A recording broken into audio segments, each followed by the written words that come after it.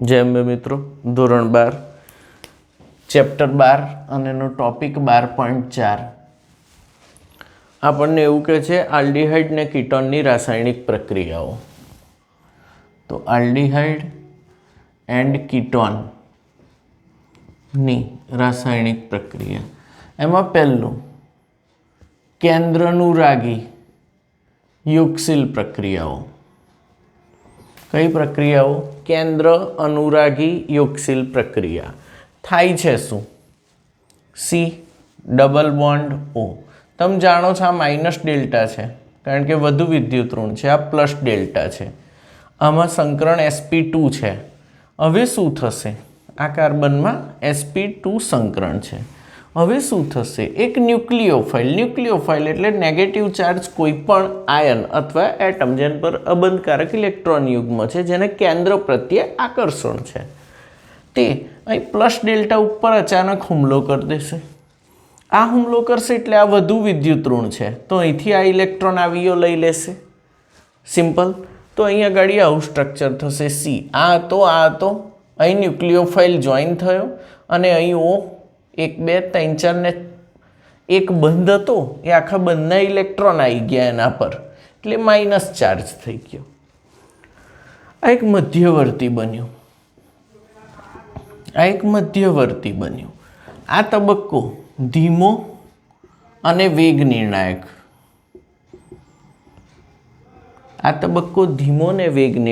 છે. બીજો તબક્કો ઝડપી છે. એમાં આ માઇનસ જે છે એ H+ ને એબ્સ્ટ્રેક્ટ કરે છે, આકર્ષી લે છે H+ને. એટલે અહીં બને છે સી ન્યુક્લિયોફાઇલ, અહીં જે હતા તેના તે જ, અને અહીં આવશે OH.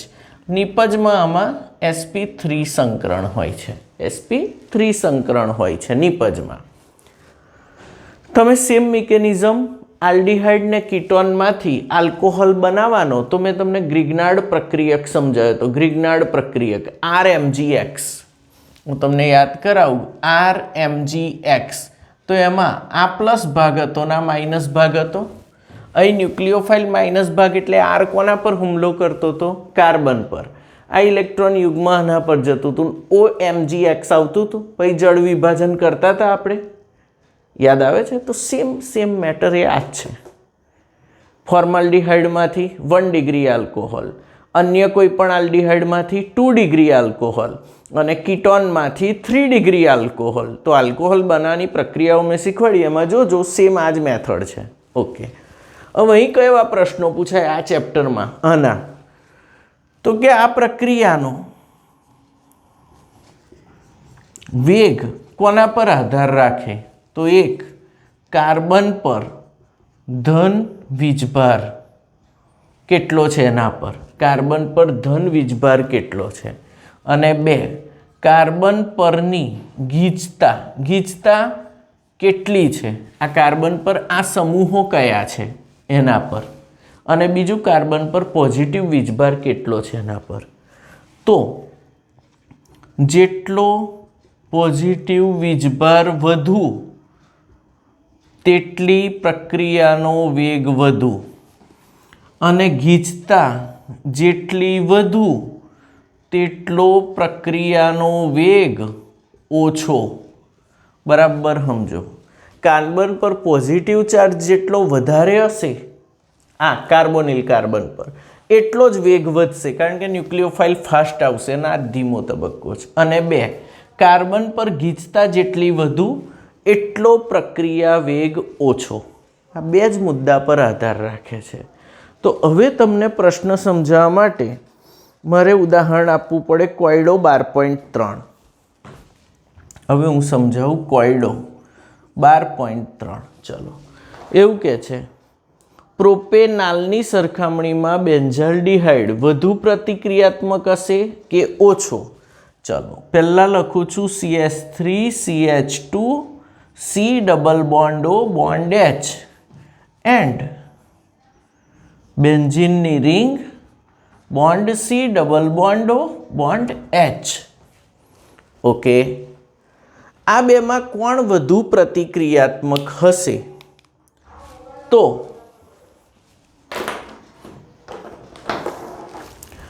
આપણે વિચારીએ. અહીં એક બાજુ છે CH2CH3, અહીં CH2CH3, બીજી બાજુ H છે. ઓકે, અહીં એક બાજુ છે બેન્ઝીન અને બીજી બાજુ H છે. અહીં બેન્ઝીન ને અહીં H તો સેમ છે. હવે આ મોટું ગ્રુપ કે આ મોટું ગ્રુપ? તો બેન્ઝીન મોટું ગ્રુપ અને કાર્બન પર ગીચતા વધુ એટલો વેગ ઓછો, તો આનો વેગ ઓછો હશે, ધેરફોર ઓછું પ્રતિક્રિયાત્મક. આનો વેગ વધુ હશે. કેમ? આ નાનું ગ્રુપ છે, આ સમૂહ નાનો છે, તો આનો વેગ વધુ, ધેરફોર આ વધુ પ્રતિક્રિયાત્મક. આ વધુ પ્રતિક્રિયાત્મક, પેલો ઓછો પ્રતિક્રિયાત્મક. આપણે શેનાથી નક્કી કર્યું? ભીડથી. આ મોટું ગ્રુપ છે ને નાનું ગ્રુપ છે. સિમ્પલ. બીજી સસ્પંદનની રીત છે કે ભાઈ અહીં આગળ જો, અહીં આના પર ઇલેક્ટ્રોન યુગ્મો હોય તો અહીં આગળ આ અહીં આવે તો આ આના પર જતો રહે. જો આ બંધ અહીંથી અહીં શિફ્ટ થાય તો આ બંધ અહીંથી અહીં જતો રહે, તો અહીં આગળ આવી રચના બને. જુઓ, અહીં પ્લસ આવી ગયો, અહીં ડબલ બોન્ડ આવી ગયો, અહીં C, અહીં બોન્ડ O. ઓકે, તો અહીં આગળ આ રીતની રચના થઈ. તો આના પર તો માઇનસ રહેશે, સમજો, પણ અહીં આગળ પ્લસ એટલે આના પર, સોરી આ ઉલટા નિશાન દોર્યા મેં ખાલી. હા, આ બંધ જો અહીંથી અહીં શિફ્ટ થાય તો આ ઓક્સિજન લઈ લે, એવું બતાવવું પડે આપણે. ઓક્સિજન લઈ લે, વધુ વિદ્યુત ઋણ છે, ખેંચશે. તો અહીં આગળ ઇલેક્ટ્રોન ગયા એટલે આ પ્લસ થઈ ગયો, અહીં ડબલ બોન્ડ આવી ગયા, આના ઇલેક્ટ્રોન આને લઈ લીધા ઓક્સિજનને તો માઇનસ. તો અહીં જે કાર્બોનિલ કાર્બન છે તેના પર ધન વીજભાર હોવો જોઈતો હતો, જે અહીં સસ્પંદન ખાઈ જાય છે. સસ્પંદન આ કાર્બોનિલ કાર્બનનો ધન વીજભાર બેન્ઝીનની રિંગ ઉપર આપી દે છે, એટલે આનો વેગ ઓબ્વિયસલી ઓછો જ થશે, પણ આપણે ગીચતાથી પણ લખી શકાય. તો બંને રીઝન તમે આપી શકો. જો કે MCQ જ પૂછાય છે તો તમે ગીચતાને આધારે લખી શકો, નહીં તો સસ્પંદન બંધારણ દોરી શકો. ચલો બીજો એક પ્રશ્ન વિચારીએ આપણે.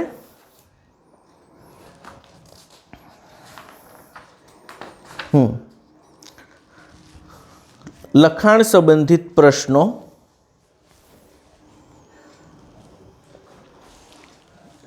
એમાં 12.4 પેજ નંબર 373 પર.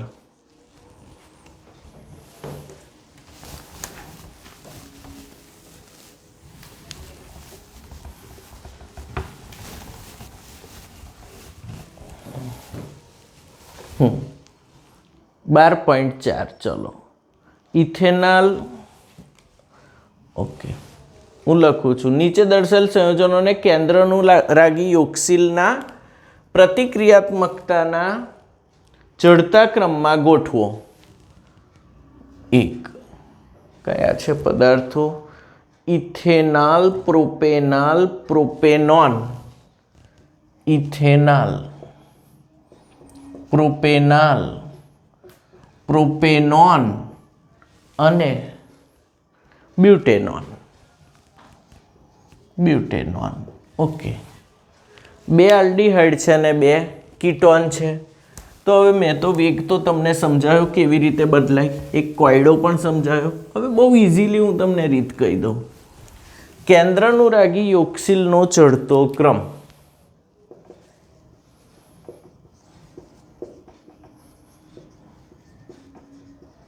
ચડતો ક્રમ. ચડતો ક્રમ એટલે સૌથી ઓછું પ્રતિક્રિયાત્મક પહેલાં લખવું પડે. ચલો પહેલાં જ સૂત્રો લખીશું આપણે. ઇથેનોલ એટલે CH3H. પ્રોપેનોલ,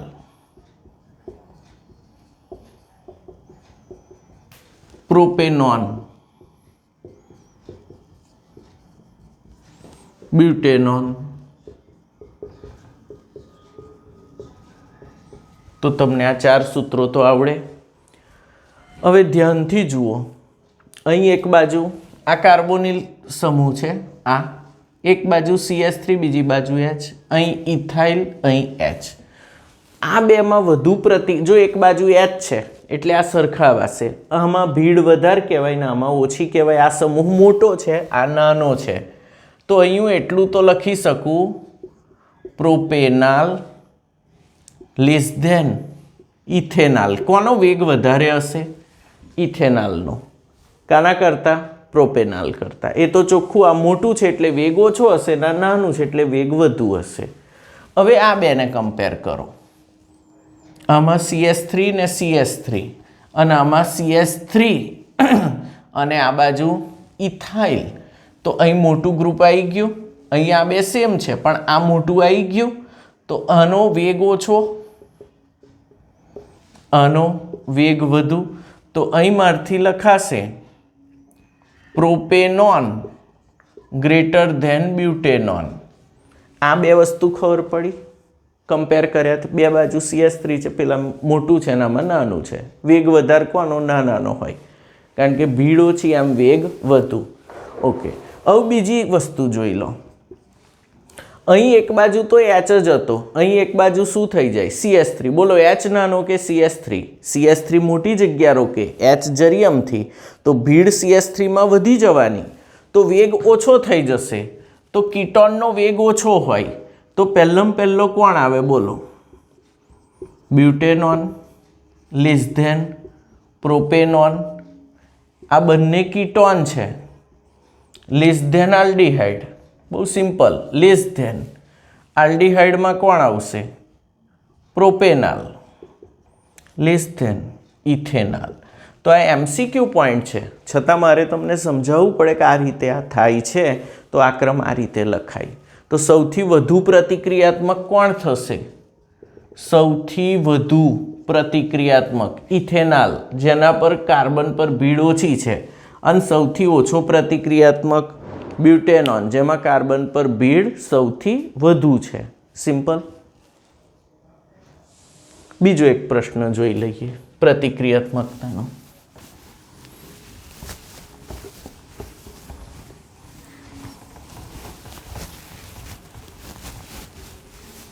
ચલો, બેન્ઝાલ્ડિહાઇડ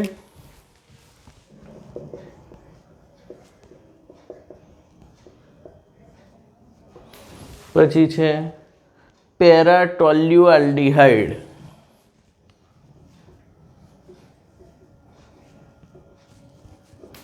પછી છે પેરાનાઇટ્રોબેન્ઝાલ્ડિહાઇડ,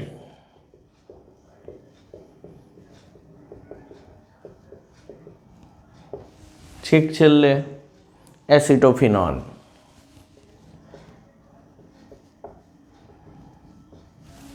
ચલો, બેન્ઝાલ્ડિહાઇડ ઝડપથી. C double bond O bond H. Para toluene એટલે અહીં છે CH3 અને અહીં છે C double bond O bond H. Para nitro C double bond O bond H, અહીં NO2. ઓકે, એસિટોફિનોન બેન્ઝીનની ring, bond CO bond CH3. હવે આ કીટોન છે, તો પ્રતિક્રિયાત્મકતાનો ચડતો ક્રમ. તો આ એક બાજુ H, આમાં એક બાજુ H, એક બાજુ H, બીજી બાજુ બેન્ઝીન છે. આમાં એક બાજુ બેન્ઝીન છે અને બીજી બાજુ CH3 છે, એટલે કીટોન છે. તો સૌથી ઓછો આવશે એસિટોફિનોન. એ તો સૌથી ઓછો જવાનો, કારણ કે કીટોન છે. હવે તમારે ચેક કરવાનું, આ ત્રણમાં સરખું ગ્રુપ છે. અહીં NO2 ઇલેક્ટ્રોન આકર્ષક સમૂહ છે, તમે જાણો છો, માઇનસ આય અસર. એ ઇલેક્ટ્રોન ખેંચશે. ઇલેક્ટ્રોન ખેંચશે તો આના પર પ્લસ ચાર્જ શું થશે? વધશે, કારણ કે ઇલેક્ટ્રોન ચૂસી લેશે તો અહીં પ્લસ થઈ જશે. તો અહીં પેરાનાઇટ્રો બેન્ઝાલ્ડિહાઇડ આવે, લેસ ધેન. હવે આ કેવો સમૂહ છે? પ્લસ આઈ વાળો, ઇલેક્ટ્રોન દાતા. તો અહીં ભલે પ્લસ ચાર્જ ઉત્પન્ન થાય, પણ આ પ્લસ ચાર્જને અહીંથી ઇલેક્ટ્રોન્સ આવશે અને એ ઇલેક્ટ્રોન અહીંથી આવીને આને ન્યુટ્રિલાઇઝ કરી દેશે. ન્યુટ્રિલાઇઝ કરશે એટલે આ ચાર્જ બહુ ઓછો મળશે અને કાર્બન પર ધન વીજભાર ના હોય તો ન્યુક્લિયોફાઇલનો એટેક ધીરો પડી જાય. તો હવે કોણ આવશે? બેન્ઝાલ્ડિહાઇડ. અને સૌથી ના ના ના ના આપણે થોડી ભૂલ કરી ભાઈ. અહીં આવશે, આનો વેગ વધશે તો અહીં આવશે, અહીં ચાર્જ ઘટશે, ધેરફોર વેગ ઘટશે. અને એસિટોફિનોન સૌથી ઓછો, પછી આવે પેરાટોલ્યુઆલ્ડિહાઇડ, પછી આવે બેન્ઝાલ્ડિહાઇડ, મીડિયમ, કોઈ આપતું નહીં કોઈ લેતું નહીં પણ આલ્ડિહાઇડ છે. અને પછી આવે પેરાનાઇટ્રોઆલ્ડિહાઇડ. કેમ પેરાનાઇટ્રોઆલ્ડિહાઇડ? આ આકર્ષક છે એટલે ચાર્જ વધશે કાર્બન પર ને પ્લસ જેટલો પોઝિટિવ એટલો ન્યુક્લિયોફાઇલનો એટેક ફાસ્ટ થશે. તો આ રીતે આને વિચારવાના છે. આ પૂછાશે જ, એક MCQ તો આનો હશે જ આ વખતે, એટલે મેં ભાર મૂકી ના કરાયું. ધ્યાનથી જોઈ લેજો, આવડી જશે. હવે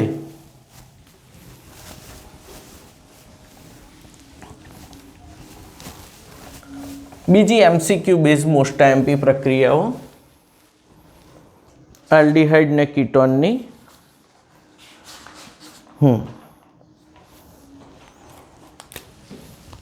બીજી, પહેલી કઈ? કેન્દ્રનું રાગી યોગશીલ ભણ્યા. હવે બીજી આલ્ડિહાઇડ એન્ડ કીટોનની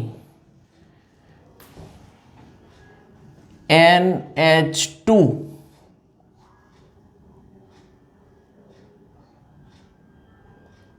R ધરાવતા સમૂહ સાથે પ્રક્રિયા. બરાબર સમજો.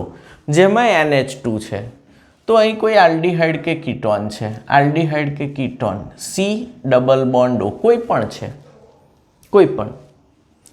અહીં R હોઈ શકે, અહીં R ડેશ હોઈ શકે, અહીં H પણ હોઈ શકે. ઓકે, NH2R એટલે હું અહીં લઈ લઉં NH2 બોન્ડ H. તો આ શું થઈ ગયો તમારો? એમોનિયા. હવે જ્યારે આની સાથે એસિડની હાજરીમાં સંઘનન થશે, ફરી એસિડની હાજરીમાં સંઘનન પ્રક્રિયા, સંઘનન એટલે અણુ નજીક આવે. અણુ નજીક આવશે તો આમાંથી O અને આની પાસેથી H2 જશે અને બનશે R C R ડેશ. આ તો એવા ને એવા જ રહે. Double bond N bond H. તો આ જે નિપજ બની આને કહેવાય ઇમાઇન. આને કહેવાય ઇમાઇન. હવે આ આવું ને આવું જ. ફરી હું લખી દઉં, ચલો. C ડબલ બોન્ડ O, અહીં છગન મગન, R R ડેશ જે હોય. અહીં હું લખું છું NH2, અહીં લખું છું R. તો આ તો 1 ડિગ્રી એમાઇન સંયોજન થયું. Methane amine, ethane amine, propane amine, benzene amine, કોઈ પણ એમાઇન લઈ શકાય. હવે H+ ની હાજરીમાં જ્યારે સંઘનન થશે તો અહીંથી O જશે અને અહીંથી H2. બોલો, C R R dash double bond N R. આને કહેવાય વિસ્થાપિત ઇમાઇન. અને વિસ્થાપિત ઇમાઇન એટલે સ્કિફનો પ્રક્રિયક. વિસ્થાપિત ઇમાઇન એટલે સ્કિફનો પ્રક્રિયક. તો તમને MCQ આવું પૂછે, સ્કિફનો પ્રક્રિયક બનાવવા માટે આલ્ડિહાઇડ કે કીટોનની કોની સાથે પ્રક્રિયા કરવી પડે છે? સ્કિફનો પ્રક્રિયક બનાવવા કોની સાથે? 1 ડિગ્રી એમાઇન સાથે. MCQમાં આવે. હવે R C double bond O R dash.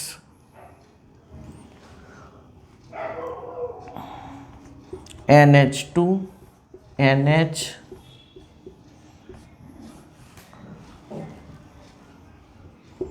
NO2 NO2.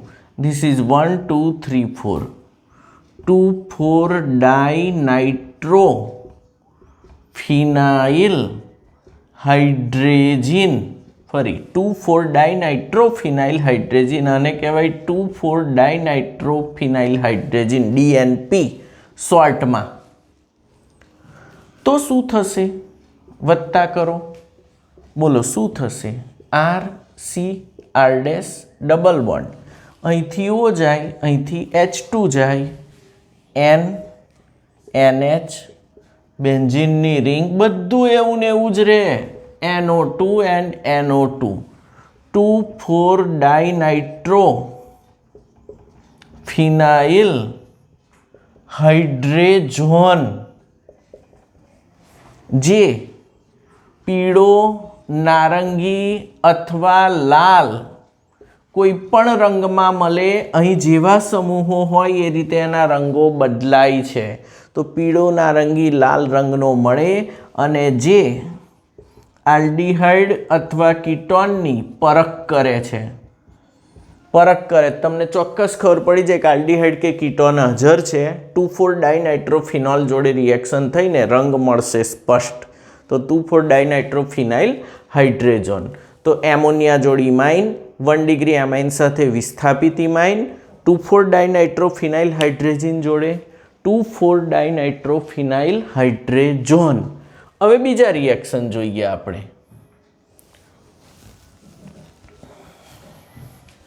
ચલો અહીં આગળ હું આવું લઉં છું NH2OH આને કહેવાય હાઇડ્રોક્સિલ એમાઇન. ફરી આને શું કહેવાય? Hydroxyl amine. Hydroxyl amine. તો અહીં બનશે N બોન્ડ OH, અહીંથી H2 જાય ને અહીંથી O જાય. તો આને કહેવાય ઓક્ઝાઇમ.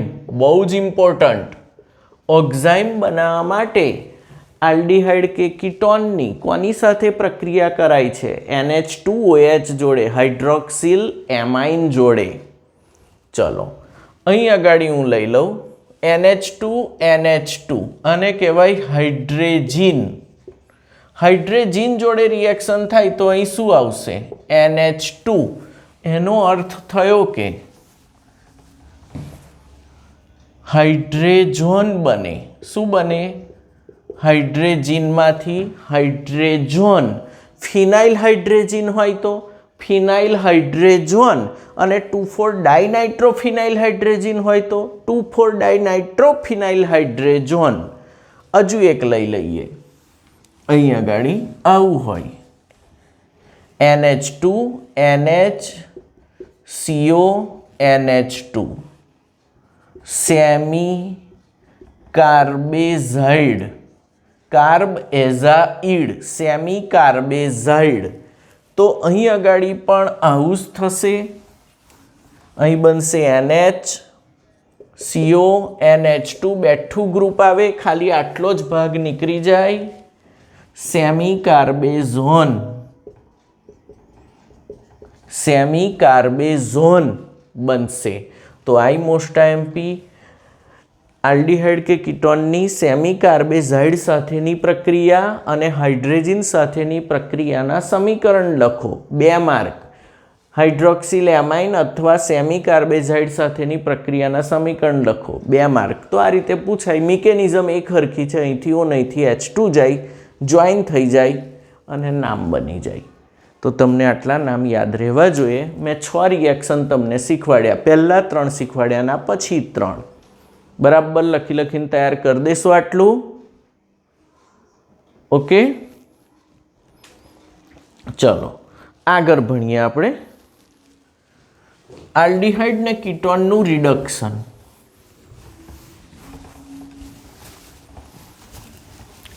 આલ્ડીહાઇડ અને કીટોનનું રિડક્શન, ત્રીજી પ્રક્રિયા.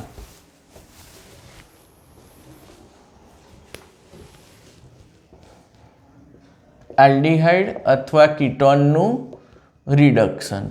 તો રિડક્શન એટલે હાઇડ્રોજન ઉમેરાવા. ચલો પહેલાં હું લઉં છું CH3 C double bond O bond H aldehyde. સાદું રિડક્શન લઈ લઈએ LiAlH4 અથવા NaBH4 અને પછી પાણી પાસ કરો વિથ વોટર, તો આ હાઇડ્રોજન મારશે. અને હાઇડ્રોજન મારશે તો શું રચાશે? મને કોઈ કહેશે? પાઈ બંધ તૂટશે. આ પાઈ બંધ તૂટશે, અહીં H આવશે ને અહીં H આવશે. શું બનશે? CH3 CH2 ઉપર શું જતું રહેશે? OH means ethanol, means 1 degree alcohol બન્યો. શેમાંથી? આલ્ડિહાઇડમાંથી. આ છે ઇથેનોલ, તો 1 ડિગ્રી આલ્કોહોલ. હવે એક કીટોન લઈ જુઓ.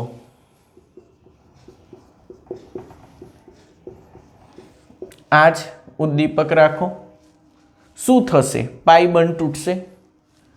પાઈ તૂટે, એક H અહીં મળે ને એક H અહીં મળે. કોઈ પણ રિડક્શન કરતા અહીં ચાલશે. H બોલો શું બને? CH3 CH OH CH3. બોલો નામ. Propane 2 all. કેટલા ડિગ્રી? 2 degree alcohol. તો તમે અહીં લખી શકો, આને કહેવાય પ્રોપેનોન અથવા એસિટોન.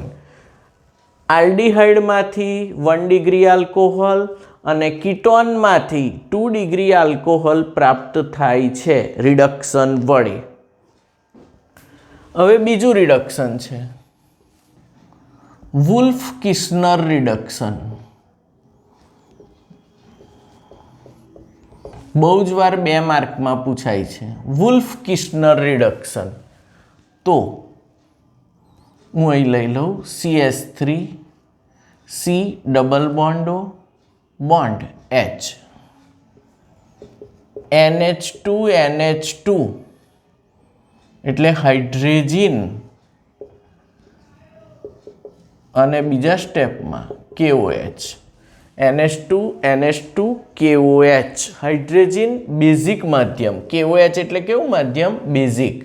તો અહીં અગાડી CO ગ્રુપનું CH2 માં રૂપાંતર થઈ જાય એટલે CH3 CH2 બોન્ડ H એટલે CH3 ઇથેન બની ગયો. શેમાંથી? ઇથેનોલમાંથી. આવું હોય C double bond O bond CH3. તો વુલ્ફ-કિર્શનર રિડક્શન NH2 KOH. અહીં N2 વાયુ છૂટો પડે, અહીં H વાગશે. ટૂંકમાં આ તૂટશે H અને ફરી તૂટશે ફરી H. આ રિએક્શનમાં આ કાર્બોનિલ સમૂહનું મિથિલિન સમૂહમાં રૂપાંતર થાય છે એટલે અહીં બનશે CH2 CH3 ઇથાઇલ બેન્ઝીન. તો વુલ્ફ-કિર્શનર રિડક્શનમાં કાર્બોનિલ સમૂહનું મિથિલિન સમૂહમાં રૂપાંતર થાય છે.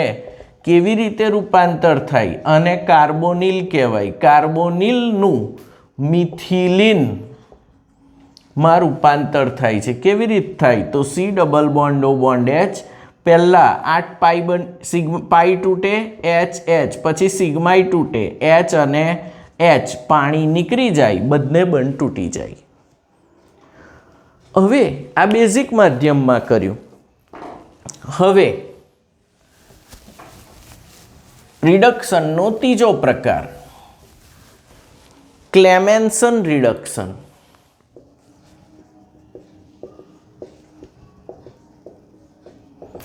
ક્લેમેન્સન રિડક્શન એમાં ઉદ્દીપક ZnHg HCl ઝીંક એમાલ્ગમ.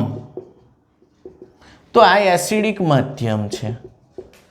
આ બેઝિક માધ્યમમાં પ્રક્રિયા થતી હતી. તો તમારે જ્યારે માધ્યમ સિલેક્ટ કરવું હોય કે ભાઈ રિડક્શનમાં કયું માધ્યમ રાખવું છે, એસિડિક રાખવું હોય તો ક્લેમેન્સન કરવાનું, બેઝિક રાખવું હોય તો વુલ્ફ-કિર્શનર કરવાનું. બંને રિએક્શનના રિઝલ્ટ સેમ આવશે. કઈ રીતે? આ પણ ક્લેમેન્સન પણ કાર્બોનિલનું મિથિલિનમાં રૂપાંતર કરે છે. ફરી કાર્બોનિલનું મિથિલિનમાં રૂપાંતર કરે છે same to same. ZnHg zinc amalgam HCl માં નાખો, H2 વાયુ ધમધમાઈ નીકળે.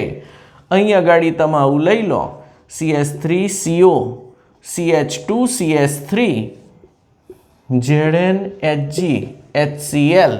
તો અહીં તમારો આ CO ને ખાઈ જશે, સીધું જ બનશે CH3 CH2 બની જશે, CH2 CH3 બ્યુટેન બની જશે, N બ્યુટેન. આને કહેવાય બ્યુટેનોન. પછી આ લખો તમે ઇથેનાલ, તો CO નું શું થઈ જશે? CH2 ethane. આમાં આને શું કહેવાય? એસિટોફિનોન.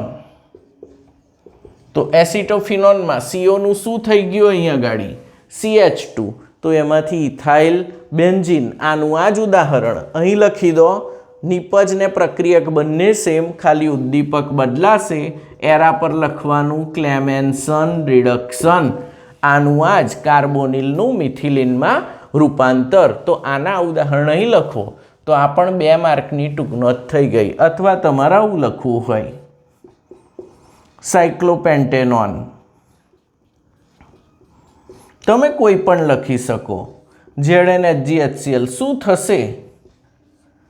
અહીં C ડબલ બોન્ડ O જે છે આને જ પકડશે ને એને CH2 બનાવી દેશે. તો આ બની જશે સાયક્લોપેન્ટેન. સાયક્લોપેન્ટેનોનમાંથી સાયક્લોપેન્ટેન. તમારે લખવા હોય એટલા તમે રિએક્શન લખી શકો. કાર્બોનિલનું મિથિલિનમાં રૂપાંતર થાય.